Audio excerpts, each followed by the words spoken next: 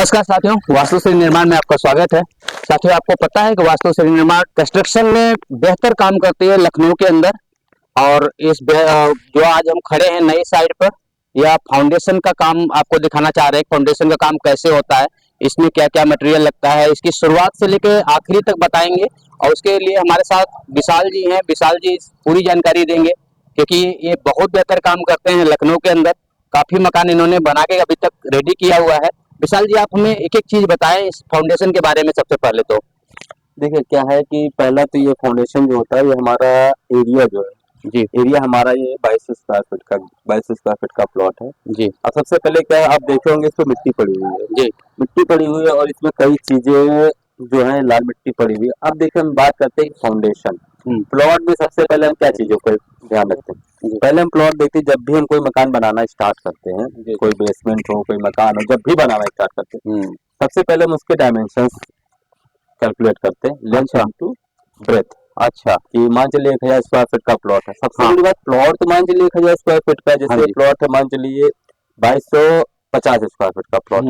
लेकिन इसमें सबसे बड़ी चीज क्या देखना होता है कि इसका रैच में देखना होता है। अच्छा, रैच क्या देखना होता है कि प्लॉट जैसे कि है डायमेंशन, जैसे मान चलिए कि जैसे मान चलिए 2200 का एक मोटा मोटा लीजिए, जैसे 2000 स्क्वायर फीट का प्लॉट है जी तो 200 स्क्वायर फीट का प्लॉट है, 40 बाई मान चलिए कि 50 का प्लॉट है जी 40 बाई 50। तो आप ये देखेंगे कि ये होना चाहिए ना, ये आप देखेंगे 40 है कि नहीं है। अच्छा, ये इधर से भी 40 होना चाहिए, सामने से भी 40 होना चाहिए। हाँ और 50 आपके साइड से भी होना चाहिए, 50 साइड से भी होना चाहिए। इसको बोलते हैं हम लोग प्लॉट के पहले गुनिया निकालना। अच्छा, प्लाट की गुनिया। हाँ, जिसको बोलते हैं 90 डिग्री पे, जिसको या फिर रेक्टेंगल शेप का प्लॉट आए या फिर स्क्वायर में आए। तो प्लॉट होते हैं, अटैच होते हैं, कहीं 2 इंची कहीं 3 इंची का।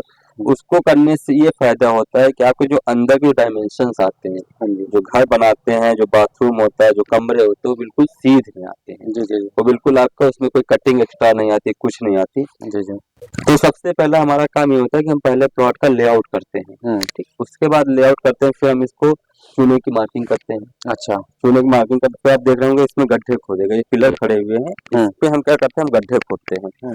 गड्ढे क्या करते हैं, पहले हम मार्किंग करते हैं। मार्किंग करते हैं, फिर जैसे कहीं की मिट्टी जैसे नरम हुई तो हम उसको लेबर से खुदवा लेते हैं, या फिर कहीं की मिट्टी हार्ड होती है। ठीक है, फिर बड़े गड्ढे करने हुए, जैसे छोटे गड्ढे तो मान लीजिए लेबर इजिली काम कर सकते हैं, लेकिन बड़े गड्ढे हुए, अब जैसे यहाँ पर देखेंगे ये गड्ढे बहुत बड़े हैं, आप जैसे देखेंगे ऐसे, तो ये इसको खोदने के लिए लेबर बहुत ज्यादा को, तो उसके लिए हम लोग जेसीबी का प्रयोग कर लेते हैं। ठीक है, तो उससे हम लोग अपने गड्ढे को पहले सेव करते हैं। उसके बाद क्या करते हैं, जो आर्किटेक्ट जो मैप होता है उसको हम लोग देखते हैं। उसके बाद उसमें जी सर, जितने बड़े बड़े आर्किटेक्ट ने उसमें काट रखे, कितने कितने गड्ढे हैं, क्या कितने बाई कितने गड्ढे हैं, क्या डेप्थ है, क्या विड्थ है, क्या लेंथ है, तो इस हिसाब से हम लोग को गड्ढों की खुदाई करते हैं। जी, तो ये सबसे पहले ये बताएं कि लेआउट कैसे बनाते हैं इसका आप लोग। देखिए लेआउट क्या होता है, पहले हम लोग इस पे क्या करते हैं, जब पूरा प्लॉट हम लोग गुनिये में कर लेते हैं, फिर देखते हैं कॉलम्स हमारे कहाँ कहाँ आ रहे हैं। अच्छा, ठीक है, उसके हिसाब से हम लोग इसको थ्रेड लेते हैं, धागे से इसको चारों तरफ इसको बॉन्डिंग बांधते हैं, जहाँ जहाँ हमारे कॉलम्स खड़े होने होते हैं। फिर उसमें क्या होता है, नीचे हमारे इसके नीचे पहले हम लोग उसको क्या करते हैं, ईंटों से उसकी खुदाई करते हैं, कुटाई करते हैं पूरी। जब गड्ढे में नीचे से कुटाई हो जाए, फिर इसको ऊपर क्या करते हैं, एक लेयर हम लोग पीसीसी की लगाते हैं। पीसीसी बोलते हैं, वो 148 का मसाला होता है। ठीक है, उससे क्या होता है कि मसाला जब लगता है तो उसके ऊपर हम लोग फिर कवर ब्लॉक रखते हैं। कवर ब्लॉक ऊपर हम लोग उसकी चटाई रखते हैं, जितने बाय जितने गड्ढे होते हैं उतनी हम लोग चटाई रखते हैं। जब वो चटाई रख जाती है, फिर उसके ऊपर हम लोग कॉलम खड़े करते हैं, जो कॉलम है। अच्छा, ठीक है, ये कॉलम आप देख रहे हैं, कॉलम खड़े होते हैं। फिर वो फाउंडेशन में हम लोग ला के कंक्रीट पूरी फिल करते हैं। कंक्रीट का जो होता है, आप मान चलिए जो उसमें एल बनते हैं, पूरे एल मोड़ा जाता है अंदर से, वो हम आपको अपने वीडियो में दिखाएंगे कैसे एल मोड़ते हैं, कैसे सरिये के जाल बांधे जाते हैं। हम आपको अगले नेक्स्ट वीडियो में हम आप उसके बारे में बताएंगे कैसे क्या क्या चीजें होती हैं। और उतनी जैसे ये प्लॉट है आपकी, जो साइज है, इसमें कितने कॉलम बनेंगे, कैसे क्लियर होता है आप लोगों का कि इतने कॉलम बनाने हैं इसमें। देखिए ये वैसे नहीं क्लियर होता कि कितने कॉलम बनाने, वो क्लियर होता है कि आप उसमें क्या क्या बनाना चाह रहे हैं। एक्चुअली आप मान चलिए 1000 स्क्वायर फीट, आप इसको मानिए जैसे 2000 स्क्वायर फीट का प्लॉट है। प्लॉट है, ठीक, आप जैसे चाह रहे हैं कि भाई नीचे हमें सिर्फ एक कमरा, बड़ा हॉल और बाथरूम किचन, 2 कमरे कोई निकालना, कोई 4 कमरे, कोई लॉन छोड़ना चाहता, वो आप हिसाब से अंदर decide से होता है। जैसी उनकी डिजाइन होगी तो उस हिसाब से आप कॉलम वो खड़ा आप करके डिवाइड करते हाँ, हैं। वो आप हम ही डिवाइड करेंगे, हाँ, वो आप हमको बताएंगे, हम आर्किटेक्ट को अपने बताएंगे। अच्छा, उस हिसाब से लेआउट तैयार हाँ, होगा फिर।